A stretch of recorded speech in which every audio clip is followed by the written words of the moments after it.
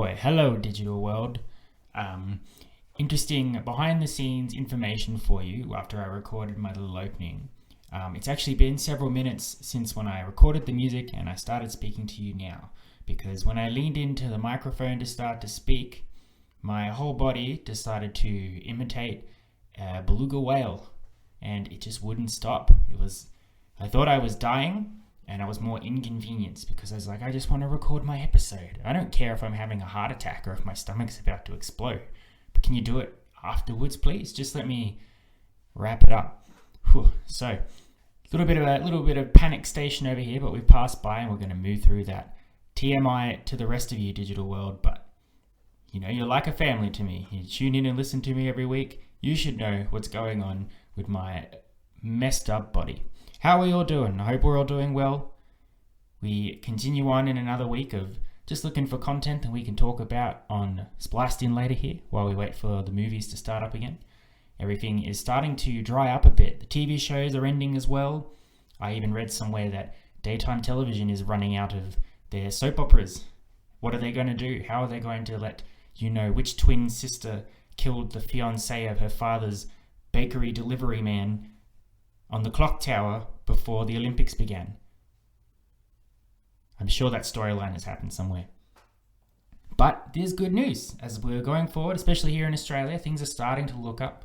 Everything seems to be getting a little bit of handle. Hopefully, if we continue on this positive path, we will get to a point where life can start to return to normal. So hopefully not much longer before I'll be able to bring you a movie review.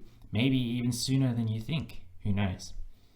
But we're still in this situation, still looking for some sort of enjoyment, some positivity. And I was thinking, hey, let's bring something to the Spliced In family. Something that is genuinely uplifting, can always lift your spirits, always happy. What am I talking about? Well, of course I'm talking about that wonderful man, Jackie Chan, and Jackie Chan movies. Now, in the past, when I've talked about other things, I've always taken it with a grain of salt that I'm not going to get a 100% agreement that everybody likes the thing I'm talking about. If I talk about Marvel movies, I know out there are people that don't like Marvel movies. If I talk about Star Wars movies, if I'm negative about The Rise of Skywalker, I know that people out there are positive about The Rise of Skywalker. Some people like Pixar movies, some people don't. Some people like Disney, some people don't.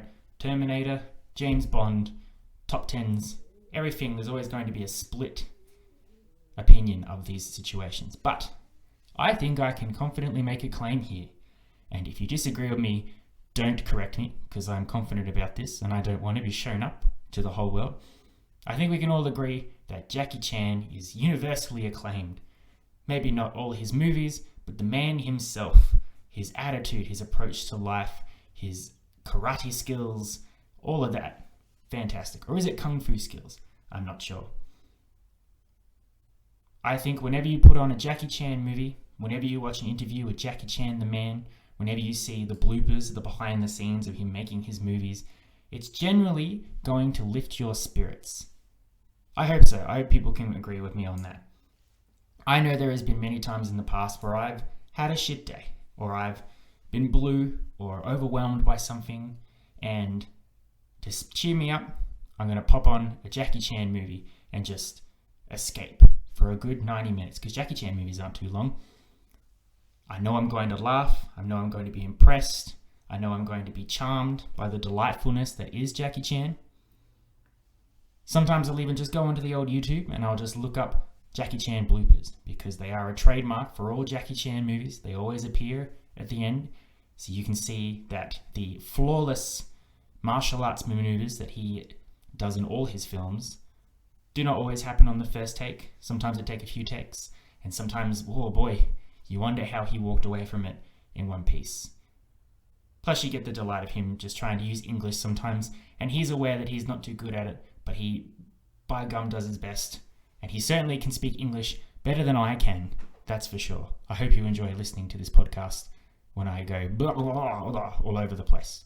It happens more often than you think. I spend more time editing these than actually distributing them, because I've got to cut out a lot of the gibberish that comes out of my mouth during the course of these episodes. Now, I'm sure if you all think really hard, you can probably find a movie starring Jackie Chan that you really enjoy.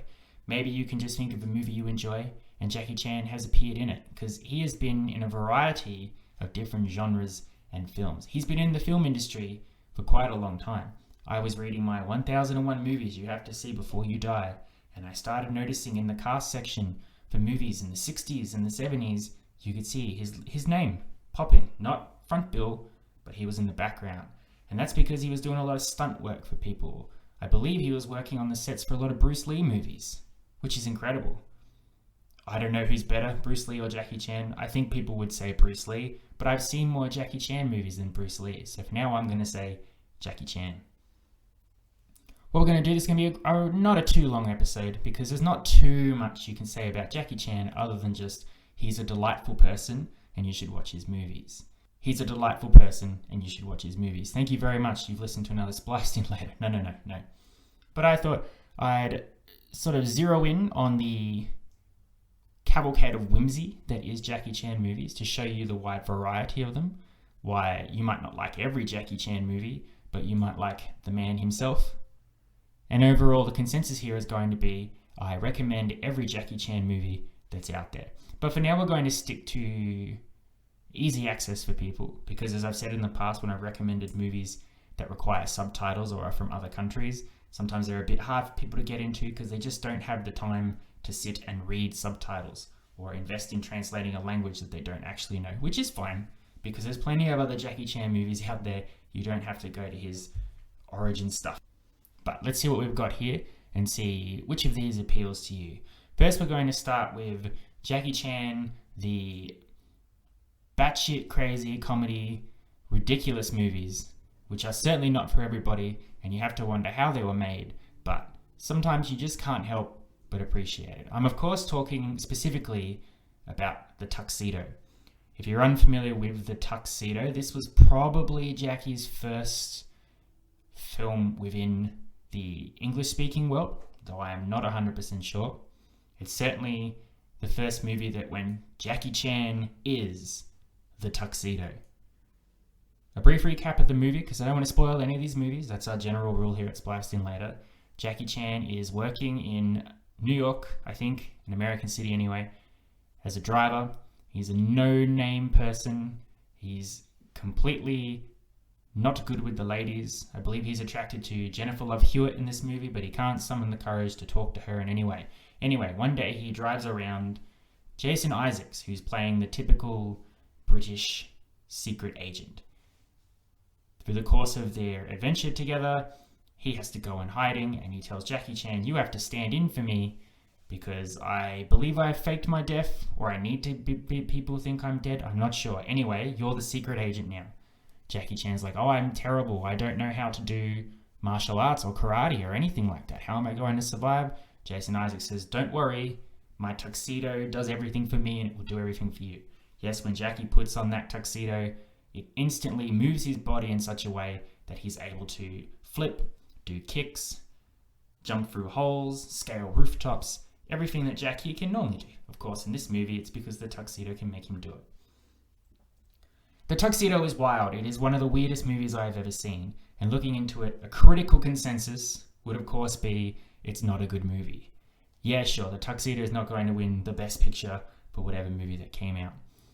But what makes The Tuxedo interesting, and I think enjoyable, is that it is just so bizarre. It's one of those movies where you can sit down with someone, you can talk during the movie, because ideally you've probably already seen it, but it doesn't require you too much to follow the plot just to enjoy the movie, because no one can really follow the plot in The Tuxedo, not really. It's one of those movies where you can talk to each other and go, what was going through the mind of the people making this movie when they thought, that's something we're going to have in this movie, that's something cool. I believe the supervillain has some superpower plot to destroy the world with piranhas or fish or water. I can't quite recall. I do recall at the end there's a big battle in all these tanks and everything. But also along the way, he's got to infiltrate this criminal organization with his tuxedo. And he plays it in such a way that he's still bumbling. So while the tuxedo is working for him, he can't fathom how it's working for him. So he's doing these awesome kung fu moves. and Jackie's face is like, what is going on? I don't understand what's happening. The first time I watched it, I didn't care for it because I'd come off some really, really good Jackie Chan movies. So I will say going to this that The Tuxedo is probably not my favorite Jackie Chan movie, but it's just so bizarre and so unique I couldn't not talk about it here. And I've talked to certain people that think The Tuxedo is an incredible movie. I don't know if they're taking the piss. I don't know if they mean it or not. I don't know if they mean it's good because it's so bad. Honestly, if you can enjoy it, more power to you. I really enjoy it because Jackie looks like he is having an absolute fun time in the movie. He's really getting to show off to the world his skills and what he can do. And it must have been alright because he went on after this to make even more movies in the English-speaking world. So all power to him. If you want a movie where you just want to marvel in disbelief but also have a good time, The Tuxedo is for you. And once again, it's funny. It's going to make you laugh. In these downtrodden times, that's what we need. I think in these type of movies, Jackie Chan works better in a buddy cop sense. And maybe it doesn't have to be a cop. Because we're moving on to our next film, Shanghai Noon, which has Jackie Chan teamed up with Owen Wilson, which is, I believe, the winning combination of Jackie Chan in American films. Teamed up with a wisecracking American who completely clashes with Jackie's way, also completely inept at the kung fu side, so he can flail along besides Jackie while he's kicking ass and taking names, and the other person's going, well, I don't know what's going on, I'm just going to duck in this trash can, or I've accidentally hit the person attacking me with the top of the trash can while I was getting into it. Shanghai Noon is quite original because it is also a Western. Basically, Jackie Chan comes across to rescue a princess that has been abducted from his country. She's being escorted across the Wild West. While he's in pursuit of her, he comes across Owen Wilson, who is a cowboy of the villainous variety, the ones that rob the trains. They're always out for number one. They just want to steal some gold and make their way. They end up in each other's paths. They don't want to be with each other. They're constantly trying to skip out on each other, but they end up basically tied together to a point where they have to both work together to get what they want in the run. And this involves them getting buried up in the sand up to their necks, Jackie pushing Owen off a moving train, whole bunch of stuff. Shanghai Noon is very enjoyable. There's a lot of action. It's good, incredible in terms of spectacle and making the two cultures clash, I guess, which is the whole point of Shanghai Noon. Clever play on the title there, friends. But also in these type of movies, which I enjoy, is that they start off as bitter enemies. They do not like each other. And then, of course, as they go through the movie, they start to realize that, they need each other and they're not as bad as they think. And by the end of the movies, they're working together to save the day. I really knew I would enjoy Shanghai Noon because, again, I had already seen another type of Jackie Chan movie. And I thought, no way I could not enjoy this movie. And that's correct. Shanghai Noon, unlike The Tuxedo, really brought in what I think is famous about Jackie Chan and his types of characters in these movies. Jackie is pure. He's the pure hero. Owen Wilson, he's the rough and tumble, out for number one, good to stab you in the back if it benefits him. Jackie Chan is always firmly set on a mission. In this case, it's to rescue the princess, which of course he does have a thing for. He will stop at nothing to achieve his task. He will not be tempted by evils. He will not be sidetracked. He will not break his moral code to do what needs to be done. He will stop at nothing, and he will go through droves and droves of enemies to achieve his goal. Shanghai, of course, so good that they created a sequel, Shanghai Nights, where they go across to England, and it's a cowboy and Jackie Chan just trying to get through Victorian London. Again, cultures clash. Pretty good. I would say almost as good as Shanghai Noon, maybe better. It's been a while since I've seen them. I think I'll need to give them a rewatch and decide which one I like better. For now, I think it's Noon, but I think Nights might be more similar to Tuxedo in the ridiculousness of it, which is pretty good. So considering I like the Tuxedo more after a rewatch, perhaps it's time to give Nights another go. But in this trying time, in this day and age, if you're after some happy, good, action fun, if you want Jackie Chan at his absolute best in English-speaking movies, you've gotta watch the Rush Hour films. They are my favorite Jackie Chan films. They're one of my favorite films, period, because they are absolutely hilarious. In Rush Hour, again, Jackie Chan comes from across the seas. He's working to retrieve a kidnapped daughter of the ambassador from his country. So Jackie Chan is Inspector Lee. He finds himself teamed up when he gets to America with Chris Tucker and his detective James Carter, who is ridiculed by his fellow officers in the LAPD. No one thinks he's good at his job. He's fast talking. He panics a lot, screams a lot of Chris Tucker over the top crazy humor, as I've mentioned in the past from The Fifth Element. But that's what I love about Chris Tucker. He's just so zany. They also don't want Lee helping in the investigation, so the LAPD put these two together and I hope that they'll just go out and keep themselves busy while they go and find the real killers, the real abductors, I should say, and fix it all up before they get in the way. And just like Shanghai Noon, Lee and Carter hate each other. They're trying to get away from each other at all possible, but they're also trying to prove that they're the ones that can solve the case. Carter really wants to show the LAPD that he has what it takes to solve the case. And he's lumped with Jackie Chan, so he's trying to give him the slip, while at the same time Jackie Chan's trying to give him the slip. And slowly they start to realize that there's more to each other than meets the eye. They're both looked down upon by their respective police agencies, and they just want to save this poor girl who's been kidnapped. And eventually they start to work together. They get a rapport going to a point where they become really strong partners and friends, and they'll sing the war song as they're walking down the street. Chris Tucker, of course, he doesn't have the kung fu skills, but he uses his ability to flail about to help Jackie Chan take out, again, waves and waves of enemies. Rush Hour is so exciting, it's so good, it has an action-packed finale, and the best of what is also fantastic for Jackie Chan movies, and what I think's good at this time if you're looking for a laugh, Jackie Chan bloopers. The bloopers at the end show Jackie really fallen over himself in some of these takes to a point where you think he's really hurt himself, which is, I guess, funny. And then you've also got Chris Tucker just as a comedian himself, just really pulling off some good laughs and just having some good banter with Jackie Chan, who's very aware that he's only just started in these types of movies and he hasn't quite mastered the English language yet, but by God, if it's going to take him 22 takes, he's going to get through it. I love the Rush Hour trilogy. There's 3 movies and they're all great. I can't wait for a 4th one day. I hope it's made. Never say never. They've been promising for years they're going to make one, but they were also promising for years they were going to make a Beverly Hills Cop 4. And I do hear that that's coming. Coming to America 2 is coming, when they promised for years that there would be a second one and there wasn't for so long. So who knows? Maybe Rush Hour 4's just around the corner. But Rush Hour is my favorite of all Jackie Chan movies. It's the best, I think, in showcasing what he brings to these English-speaking films and his ability to make people laugh, and with the action skills that he's got. And it's well worth a look for everybody out there. However, don't limit yourself to the films that I have just discussed. You know, if you're not interested in Rush Hour, if you're not interested in Shanghai Noon, if you're not interested in The Tuxedo, I'm sure there's a Jackie Chan movie out there that will appease you. You want some hardcore kung fu with no comedy? Fine.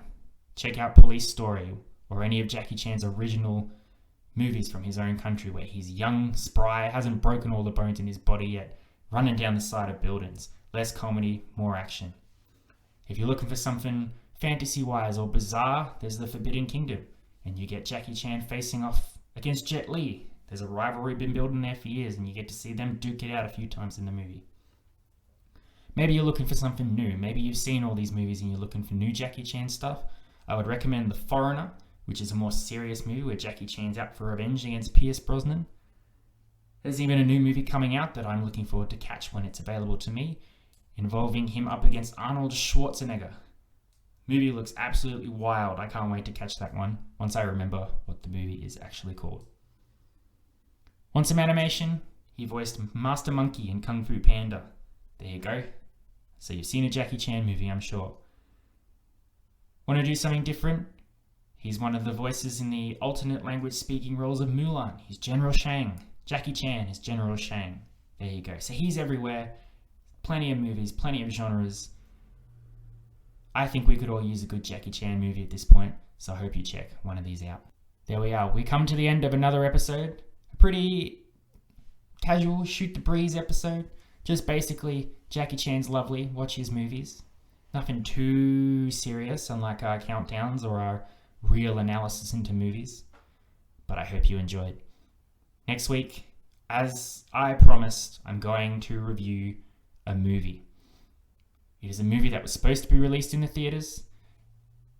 Eventually, the powers that be just buckled down and said, you know what? Okay, we're just going to release it straight to video on demand because we can't wait. There's nowhere for it to go in this constant changing release schedule of movies. So I'm going to catch that. I'm going to do it the official way, and I'm going to pay for it. I'm going to contribute to the movie world in this trying time. So I'll be back next week. I'm going to review that movie. You'll just have to tune in to find out what movie that is. Once you see it, you'll go, of course, that's a Spliced In Later movie. Of course, they'd review that one. Of all movies that are available, it'll be that one. But we'll also look into that. I'll tell you how I appreciated using video on demand, how I think we're going in that sort of age. Cinema theaters, when are we going back to them? Will they survive? How are they going to look going forward? Plenty of stuff to talk about. So I hope you'll join me for that. But until then, thank you very much for listening to me. I love and appreciate you as always. I hope you go check a Jackie Chan movie. Have a laugh on me. You've been spliced in later. Adios, muchachos. I'll catch you next time.